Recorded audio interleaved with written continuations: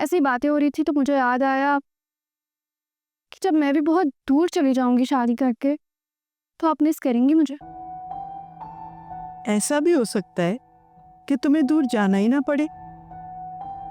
क्या मतलब? मतलब ये कि हो सकता है कि तुम्हारी शादी यहीं कहीं आसपास हो जाए, तुम्हें दूर जाना ही ना पड़े। आप शायद भूल रही हैं कि आप मुझे बता चुकी हैं कि फुप्पो ने जुबैर के लिए मेरा हाथ मांगा। अरे बेटा, वो तो बहुत पहले की बात है, तब तुम्हारे अब्बू जिंदा थे। अब तो हम पहले से भी ज्यादा गरीब हो गए हैं और हमारी हैसियत अब पहले जैसी नहीं रही। तो क्या दुनिया से चले जाने से रिश्ते थोड़ी टूट जाते हैं? इतनी अच्छी है खतीजा फुप्पो, भला इस रिश्ते से क्यों हटेंगी? कभी एक फोन करने का ख्याल तो आया नहीं तुम्हारी खतीजा फुप्पो को? बिजी होते हैं वो लोग अम्मी। सहर, तुम अपने दिल को अभी कोई आस मत दो, वक्त बदल चुका है।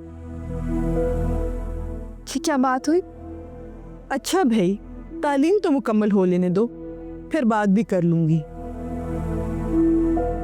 वैसे मेरी हिम्मत तो नहीं हो रही, लेकिन तुम्हारी खातिर ये भी कर लूंगी।